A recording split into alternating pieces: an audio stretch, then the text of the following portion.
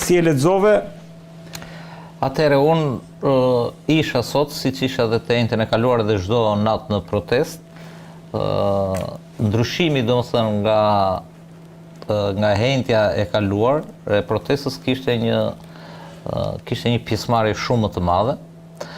Nuk duket në ekranet e medias kastës përgjithsisht, sepse në fakt edhe vetë protesta ishte më e organizuar këtë radhë dhe ishte shpërndarë në pjesë të ndryshme. Në gjitha pikat, Në gjitha pikat, sepse çfarë ndodhi? Ndodhi domethënë që rrethimi, pavarësisht se të njëjtën e kaluar e kishin bërë rrethimin normalisht policia si objekt strategjik parlamentin mund ta marrë në mbrojtje deri te gardi, por sot ishte një shtetërrethim, domethënë kishin bllokuar. Nuk kaloje dot, për shembull, që nga ura e lanës tek ura e tabakëve, nuk kaloje dot, deri tek cepi tek Toptani, e gjithë pedonalja deri te Ministria e Brendshme e bllokuar, forcat të jashtëzakonshme policie, kështu që u detyruan që të protestuesit dhe të ndashin dhe të bënin marshim 2-3 herë tek bulevardi, ran urës së lanës, dilnin te xhamia.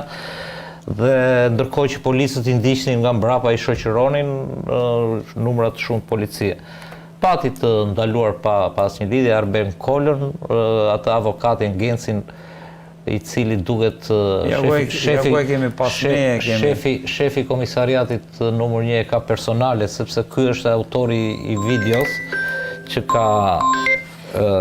e ka kur hidhet veza e famshme, në qoftë e ke parasysh, domethënë shefit komisariatit, dhe nuk po lirohet, të paktën deri vonë nuk ishte liruar, Arben Kola u lirua, ka patur edhe të dëmtuar,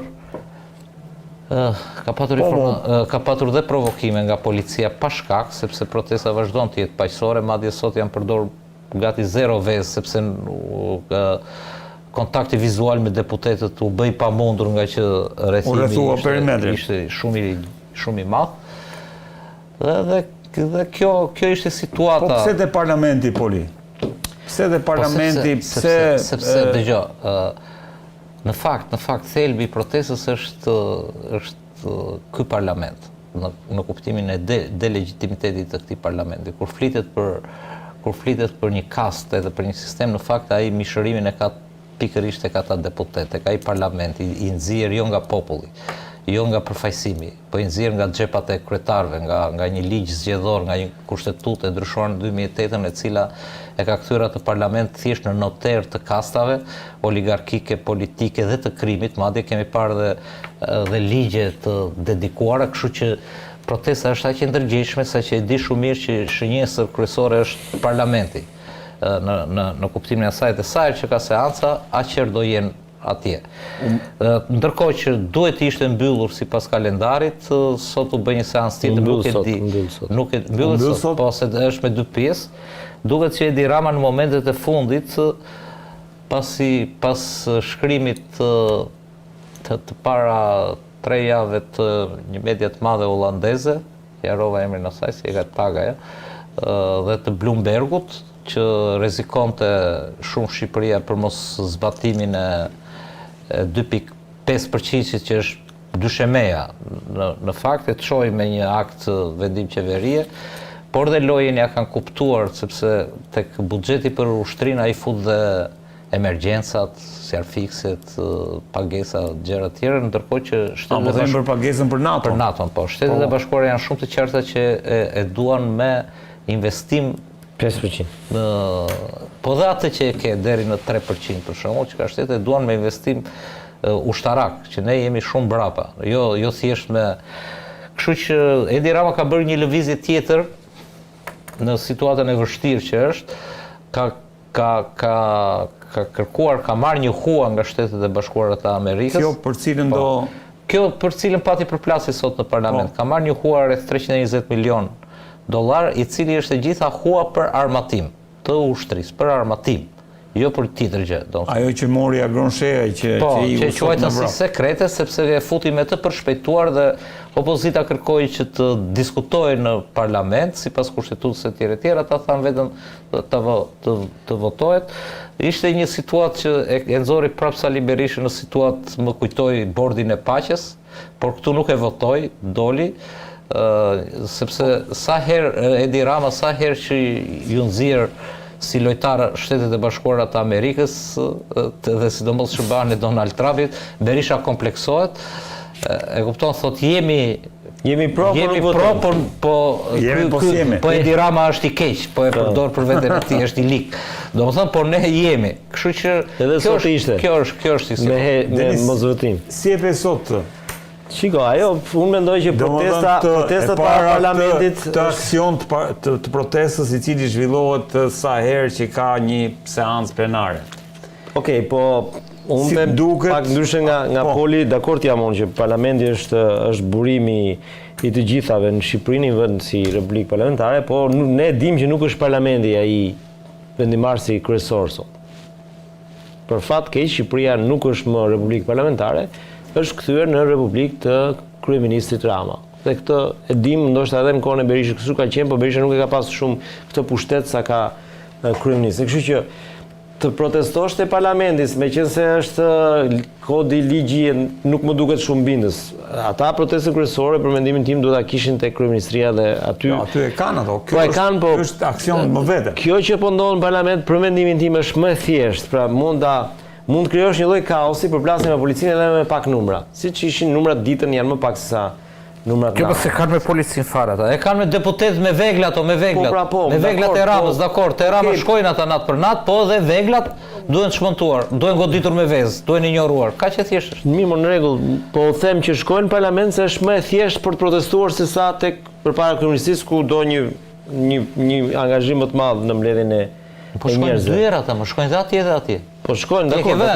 Do shkojnë në darkë, shkojnë në darkë ata, kështu që nuk e vë ndryshim, po them pse shkojnë te parlamenti, sepse edhe aty për shembull për plasjet i kanë vetëm te parlamenti, nuk i kanë aty tek. Po është policia pra që i pengon, që i për. Në rregull. Atëherë, unë mendoj që protestat pavarësisht se i kanë rënë numrat kanë rënë ndjeshëm, por fakti që është e përditshme është një fitore për protestuesit, se nuk është kollaj. Unë ta kam thënë edhe më parë, doktori një javë nuk do ta mbante dot për ditë në këto nivele, jo më ta mbash mbi 50 ditë. 57 ditë, 50. Kështu që, por numrat kanë rënë, fryma është, ndërkohë ne ecim tek ato që janë zgjidhjet. Dhe kur vim te zgjidhjet, Rama ka propozuar një zgjidhje që lidhet me çështjen e Zvërnecit. Pra për herë të parë kryeministri gjatë fjalimit me deputetët e tij, por që ishte pjesa publike dhe ishte edhe për ne qytetarët e zakonshëm, pranoi ose bëri një hap pas për sa i përket Zvërnecit. Nuk është bëri një hap pas. Bëri një hap pas sepse nga një projekt që ishte i zbatueshëm me deo mos do, madje ju e keni marrë më në fjalën e kryeministrit, tha, ky do jetë projekti që do ta bëjë Europën, madje dhe më të bukur, nuk ka asnjë hap pas gjëra të natyre. Arritëm te gjua e kryeministrit, i cili u shpreh se do ta çojmë për një konsultim 90 ditor. Po, brenda këtij afati përfundojnë dëgjesat. Po, brenda 90 ditëve pastaj do shohim ja këtu nëse është fjalia, do shohim çfarë do bëjmë me Zvërnecin. Dhe ky është patjetër një hap pas. Pra nga një projekt i pa diskutueshëm, tani u kthyer në një projekt të diskutueshëm. Do ta diskutojmë po. Pse janë 90 ditë? Për 90 ditë. Kjo mbetet për të diskutuar dhe për të kuptuar. Unë pyeta një deputet Partisë Socialiste, nuk sigurisht që ai s'kishte do të përgjigje, pse 90 ditë dhe jo 30 ditë për shembull, ose pse 60 ditë dhe jo pse 90 ditë dhe jo 60 ditë. Pra, ishin një tuf procedurë. Kjo është lëvizja e radhës së Ramës. Çështja e Besës për mua është një thjesht kamuflim për te ky moment kyç që lidhet me Zvërnecin. Sepse Zvërneci është si thosh burimi i asaj çfarë ka ndodhur me protestën. Zvërneci është. Dhe Zvërneci lidhet me dy emra të rëndësishëm, Jared Kushner dhe Ivanka Trump. Dhe këtu pastaj lufta, prandaj Rama flet për ndërhyrje nga jashtë, sepse me drejtë ai thotë nuk kam parë në një vend si të vogël kaq si Shqipëria që çdo gjë të shkruhet për këta dy individ. Pra u soll Zvërneci si një nga temat më të rëndësishme globale, madje edhe një kandidat për senator në Shtetet Bashkuara të Amerikës bënte fushat me çështjen e Zvërnecit. Por këtu kemi ngecur. Pra kryeministri është të rregjur kryeministri Denis Po thua me këtë vendim, apo jep shenja... Nëse ke fjalën për të regjin finale, këtë s'mund ta them. Po që ka ndryshuar. Por që ka ndryshuar. Po sa vetë. Pra nga një ta thash, në projektin për të diskutueshëm, kemi ardhur në një projekt të diskutueshëm. Do ta diskutojnë kjo, pastaj pjesa kush e diskuton, kjo është një pesmehiq, se ne e dim që këtu s'diskuton njëri. Thjesht Rama ka fituar kohë. Pra ka bërë një lëvizje për të fituar 90 ditë kohë. Ndaj kujt, ndaj vetes, kohë me veten. Do shta me veten, me protestuesit, me faktore ndërkombëtar, nuk I dim, janë shumë vektor që veprojnë në këtë situatë. Ja se do e diskutojmë. Kështu që kjo kohë që ka kërkuar kryeministri, I jep atij mundësi, madje edhe atyre deputetëve vetë I tha, lexojeni këtë dokumentin gjatë verës, mësim verë dhe pastaj në shtator, pra edhe pse ai e bëri qartë që ministri bujqësisë duhej shkarkuar, e tha hapur, sepse si ishte përgjigjur kërkesës së një qytetari. 3 vite dhe tha vetëm mbeti fjala shkarkim, gjithë mendonin që do vi shkarkimi, nuk e bëri. Pra Rama e ka kuptuar që nuk është zgjidhje ndryshimi I kabinetit, nuk I sjell asgjë. Dhe ai ka bërë këtë lëvizje, ka kërkuar, ka marrë kohë 90 ditë. Për çfarë do këtë kohë? Ka marrë kohë, kush e ka dhënë? Po pra, atëherë unë mendoj protestën ai po arrin ta menaxhoj për mendimin tim, pastaj këtu diskutojmë. Dhe 90 ditë afat lidhet për mua me faktorët ndërkombëtar që janë rëndësishëm në këtë protestë, nuk mund të jenë të pa jo relevant, siç mundohen disa ti theksojnë. Ja zgjedhjet në SBA pas 90 ditëve. Mund të jenë zgjedhjet në SBA, mund të jenë një lëvizje që nuk e dim. Pra, kjo është ajo që ne shohim sot.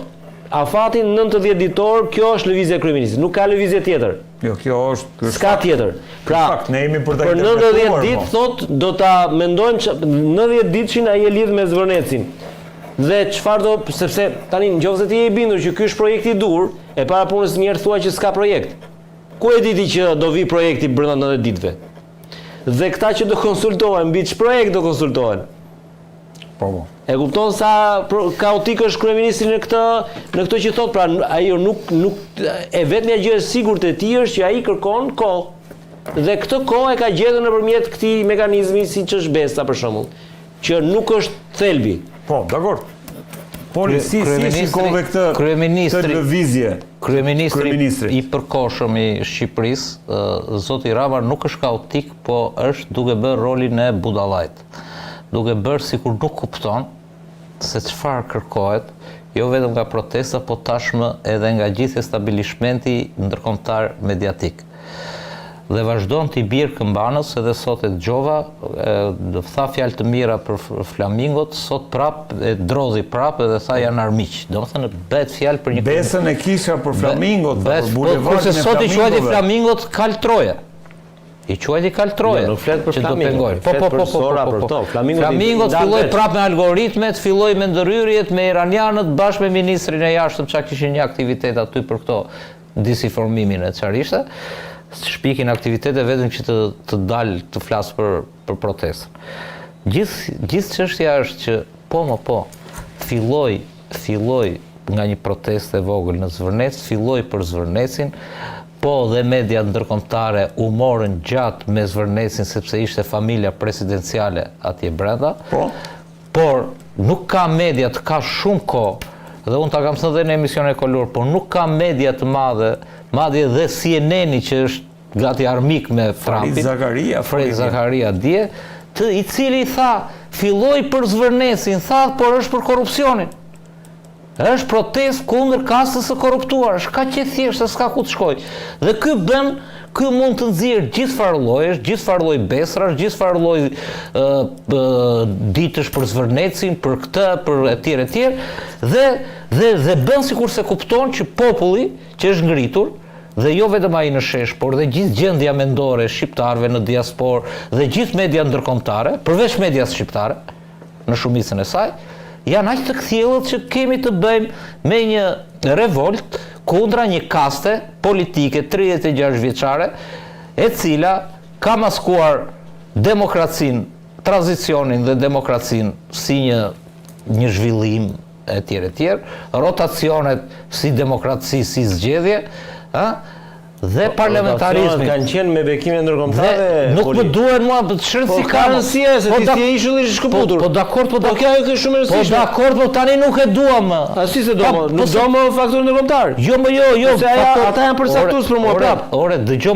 Kush ta bëri ty reformën? Protesta do atë që do vet. Reformën drejtësi kush ta bëri? Po ndërkombëtarët më e nxitën. Pra ka që jo e nxitën, e bën, çan nxitën. Ore çrëndsi kam, dakord. Mos më fut, unë po flisja për protestën, çfarë duan shqiptarët. Po pra. Tani, në raport me Besën, si po i qaset kryeministri. Po Besa ishte një idiotizëm që dhe vetë kuptoi sa i ngjiti dhe ju kthye edhe në bumerang. Në kuptimin, sepse kjo tregon nivelin, prandaj po them që po bën si idiot, tregon nivelin se ku ka rënë, sa është trashur ai si kryeministër. Sa që dhe deputetët atje shikoni si UFO se çfarë po bën me këtë broshurë, një broshurë me 5 faqe, ç'është ky mohabet, kujt do t'ja japim Besën, kujt ja kemi marrë Besën dhe ka filluar njerëzit si miku jon Denisi me konspiracione, Besa mund të jetë për Izraelitët, mund të jetë për Sorosin. Për Izraelit, për Sorosin. Jo, nuk e ti. Po thash që aty doli lajmi që Rama përmendi 90 ditë kohë. Kjo nisi po kërkon kohë thash. Ky është lajm, nuk e shmang dot. Problemi është që kryeministrit protesta, nëse ne do të flasim, do të analizojmë dhe deri para protestës nuk kërkonte kohë kryeministri. Po pra në rregull, pra ka evoluar, pra këto po të them, pra. Jo, ka bërë një hap pas. Foshte deri në 2. Po jo s'ka bërë hap pas. Zbërneci ka bërë hap pas. Tani, protesta, dëgjoj më zotri, protesta është këtu, është realitet. Tani ky thot 90 ditë kohë. Protesta nuk i ka dhënë kohë këtij dhe nuk i jep kohë. Po nuk e konsideron protestën ai si një vektor që mund të arrëzojë nga pushteti më. Qoftë se Rama është i qartë për këtë. Dakord. Për Rama nuk është protesta burimi i rrezikut nga pushteti. Atëherë kalojmë te varianti B. 800.000 vota. Po, Soros dhe Korba ta s'kan ndërmend as. Po dakord. Me 800.000. Po nuk dua më të argumentoj këtë gjë, sepse protesta i thot ti këto 800.000 vota to vllai ke marrë me një sistem me rregulla loje etj. Tani është puna që po këto 800.000 vota janë certifikuar nga KQZ, nga OSB o Diri, pavarësisht nga mangësitë që kanë zirë në raport. Është reale kjo. Nuk e shmangun këtë. Dhe nuk është se është dhe protesta e ndërgjegjshme për këtë. Që ky parlament është në pikpamjen legal. Është legal në pikpamjen e ke parasysh, por është pjesë e një sistemi që nxjerr, e ke parasysh. Se dhe në kohën e komunizmit, mos çdo gjë, tani dalim neve dhe themi kaq të burgosur politik, kaq të pushkatuar, me ligj beshin dhe ata alla. Dhe këta 800.000. Në kuptimin e legalitetit. Legalitetit, po patjetër më valla. Po patjetër, mo legal është dhe Irani, legal është dhe Korea e Veriut. Brenda legalitetit të vet, të jurisdiksionit të vet që ka atje brenda. E qartë. Tash ne po flasim që ne si popull kemi kujtuar dhe kemi zgjedhur në 91-shin demokracinë. Valla. Nuk kemi zgjedhur legalitetin lojën, domethënë, që në parlament që duhet të përfaqësuar populli shqiptar, 100 deputet i ketë Edi Rama me Sali Berishën nga xhepi, direkt kryetarët. Jo, valla, nuk kemi zgjedhur këtë. Kemi zgjedhur që deputetin ta zgjedh populli. Nuk kemi zgjedhur ne që në 2008-ën të heqësh referendume de facto pavarësisht se i kenë kushtetut dhe i kemë ligj dhe tani që të bësh një referendum, le ti mbledhësh 50.000 firma apo 100.000 firma, duhet ta çosh në parlament, duhet ta çosh në kushtetuese dhe thot referendumi ma thot kërkon 50% të mbi 50% të votuesve. Po 50% të votuesve nuk i merr asnjë parti as Edi Rama, se ti votues ke 3 milion, 3.6. Po, ti ke 3.6 milion dhe të thot ty mblidh 1.8 ty për referendum, kurse ai vetë ri në pushtet me shumicën e pakicës. Me 800.000 janë në pushtet. Po 800.000 i 3.6-ës është 30%. Jo 30, mos është më pak. Apo ja? Po, pak jo 25%. Tani ti je në pushtet, thua kam shumicën me 25%. Popullit që ja jep ne në 2 kushtetutës i thua blidh 50% të gjithë votuesve të bësh një referendum. Vlla, çliro referendumet atë. Çliro votën, çliro këto dhe kaq kërkohet. Tani të gjitha lojrat e tjera. Ai si bën këto, si do të ja bësh ti? Zoti bëj. Jam mirë me këtë, jam brenda ligjit me këtë që kam. Do të vazhdoni deri në 2029 sepse e dëgjoj shpesh se unë për shembull do ta pranoja asnjë o Poli, shikoj pak. Asnjë prej tyre s'më ka dhënë vot, me asnjë prej tyre s'kam kontratë dhe për asnjë prej tyre as për të tjerë. Mashtron më s'më ka shkruar asnjë ndërmend të prish kontratën me 800.000 shqiptar, ndër cilët edhe plot Flamingo. Po mashtrues 24 orë shmo. Fjala ime ishte për mësimet që mora nga Flamingo dhe drejtohet atyre. Ta hap fjalimin. Jo puplave të zeza. Po ti je gazetar tamam, dhe i pavarur, siç pretendon. Hap fjalimin e Besës dhe thot Flamingo thot janë votuesit dhe votuesit e mi. Po, është vërtet. Pra, pas 24 Ja, orë thotë këtu më, ndër të cilët e plot Flamingo e ka edhe këtu. Është e vërtetë. 800.000 e thotë këtu. Po, atëre pse Flamingo thot kanë 800.000 kur Flamingo ti ka kundër? Ja, Iran 800 që.